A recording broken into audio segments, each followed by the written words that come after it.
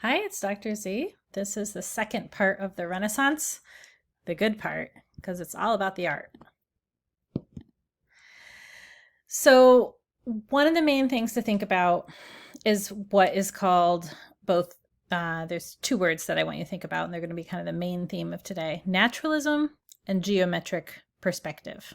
Okay, so naturalism, we notice things like how the people are standing. Notice they're kind of like their weight is shifted on one foot. They're not like balanced on both feet. That's called contrapposto. It's very natural, right? Also, geometric perspective. Notice the lines in this painting. Those lines don't exist there. They're there for you to see. There's this vanishing point in the background. That is how you make a drawing that looks like the things in the background are further away. It mimics what our eyes see. Okay, so you can click the link here for more examples of what geometric perspective is, but those are kind of two big ideas in the Renaissance. Another big idea in Renaissance art is to mimic things that are Roman. So I want to show you here, this is a drawing of the Pantheon, and I chose the drawing instead. I mean, there's photographs of the building, but I chose the drawing because it really kind of closely mimics sort of a mirror of what this building is here. So on the left, we have the Roman Pantheon. This is a 2,000-year-old building built in the Roman era, commissioned by Hadrian. It's one of the best Roman buildings you can ever go into. It's amazing. On the left is the Villa Rotunda by Andrea Palladio, which I believe is in Venice, Italy. If you look at the buildings, you'll notice a lot of similarities. So in class, we'll talk about what those similarities are. So if you could make a list of them, I can think of about 4 right now, maybe a little bit more. Let's see who could come up with the longest list of similarities between these buildings. This is a Renaissance building. The one on the left is a Roman building, right? They're intentionally made to look similar. We talked a little bit about humanism. And when you Google, if you do Google image humanism or Renaissance humanism, you will get this drawing of Leonardo da Vinci's Vitruvian Man. It comes up all the time as the humanist thing.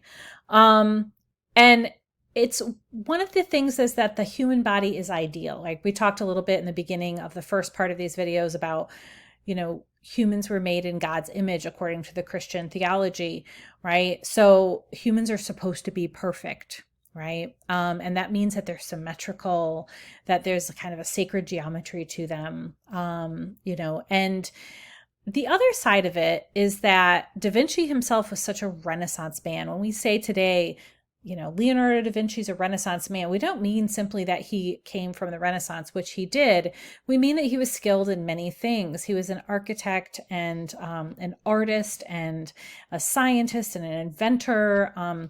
So somebody who has lots of knowledge and that their knowledge is diverse, right, is called today a Renaissance man.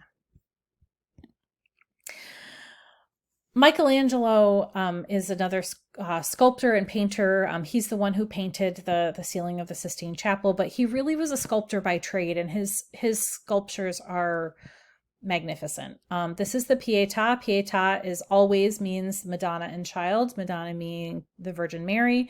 And here we have Mary holding her dead adult son, Jesus, as he came off of the cross. You can see this sculpture in St. Peter's Basilica if you ever get a chance to go to Rome. I want you to notice how realistic it is and also how humanist it is.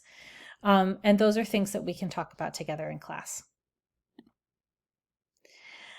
This is the School of Athens by Raphael. Raphael was another Renaissance painter. He was actually working at the same time as Michelangelo. While Michelangelo was painting the Sistine Chapel, Raphael was painting these a series of frescoes in the Pope's signatory room in the Vatican. And one of those frescoes is the School of Athens. And here you have Plato and Aristotle in the middle. And you have all of these scientists and philosophers from the ancient era to the Middle Ages to the Renaissance. Raphael is over here. This is Michelangelo. Okay. And they are hanging out with people like Pythagoras and, lots of other different mathematicians and philosophers and scientists from all three eras together. So this is sort of a fantasy. Now you have to ask yourself, why does the Pope want this in his office, right? Well, if we think about Christian humanism, right? The idea that it's okay now to read ancient scholarship, even though it's pre-Christian. You won't be a heretic for it, well, supposedly.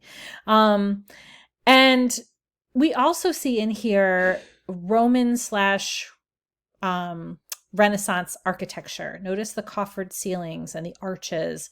We also have the sculptures on the side. Now, I could tell you tons of stuff about this, but the people who do it best really are Khan Academy. So go ahead and watch that Khan Academy video that's linked there. It's a wonderful video, and I hope that that you'll learn quite a bit. This painting is probably, one of the main paintings that the AP gods always ask questions about. It shows up every now and then in all sorts of things, but it's really a key painting in the Renaissance itself. Oh, fun fact, by the way, is Raphael was buried in the Roman Pantheon. So cool. Now, I want you to pay attention to the architecture here. Now look at just next door. This is the interior of St. Peter's Basilica, and I'm going to toggle between the two. So here's the painting in the Vatican next door to St. Peter's. And then this is the inside of the church itself. Do you see the similarities? Right? Coffered ceilings, vaulted arches. This is a Renaissance building, and it's meant to look like it's humanist, even though it's so big. I mean, look how small these little people are. And when you stand inside here, you really have this sense of awe. However, it's not overwhelming because it's built to the exaction of your eye's periphery, right? So when you look to the right, when you look to the left in that periphery, it's almost the perfect space for humans to be in. It's a grand space, a godly space, but it's absolutely beautiful. And again, Khan Academy does a great video on it, so I won't harp on it here. You can go to the experts there. This, I think, is a wonderful example of a Renaissance building. It is very simple. Okay, so this is a foundling home. Meaning an orphanage, a place where people would have brought children who didn't have parents. And it was designed by Brunelleschi. It's in Florence. Actually, it used to be, I don't know if it still is, but it used to be part of the dormitories for UConn's program for Italian studies in Florence. I don't know if that's still the case. However, if you look at this, it's very Renaissance. So everything is symmetrical, right? So if we drew a line down the middle and we look to the right and we look to the left, the right mirrors the left. Plus we have this very nice plain white facade, which is very Roman, right? The symmetry is Roman, the white facade is Roman, and look, there's arches, rounded arches, very Roman. So as we know, there was a Northern Renaissance as well, okay? This is an image called The Hunters in the Snow by Peter Bruegel the Elder. Khan Academy has a great video on it. The Northern Renaissance was very human-centered. You'll see scenes of village scenes and, people at a feast hanging out and, in the middle of their town square drunk. It's funny because it's very natural. It's sort of everyday life of people that gets portrayed a lot in the Northern Renaissance. There's religious scenes as well.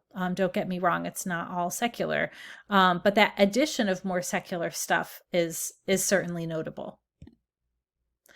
Another very notable Northern Renaissance painting is the Arnolfini Wedding Portrait by Jan van Eyck. There's a wonderful video that's all about this, but one thing I wanted to point out to you is if you look at the floor, it looks like if there is a marble on the floor, it would roll towards you, okay? So there is perspective used here, but it's what's called intuitive perspective. This isn't geometric perspective done with the lines that are precise. This is done intuitively as the artist sees fit with their natural eye. There's lots of symbolism in this painting. There's, she's not pregnant, by the way, so spoiler alert there.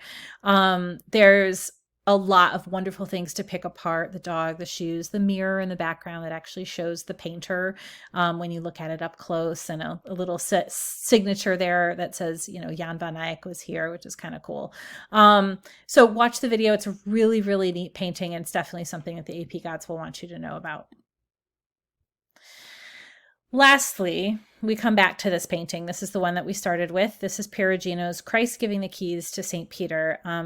This is the most Renaissance painting ever, in my personal opinion. Okay, I'm not an art historian. I'm a regular historian. However, I can see 6 characteristics of the Renaissance in this painting, and I want to know if you can as well. All right, we will talk about that in class. All right, take care, and I look forward to our conversations.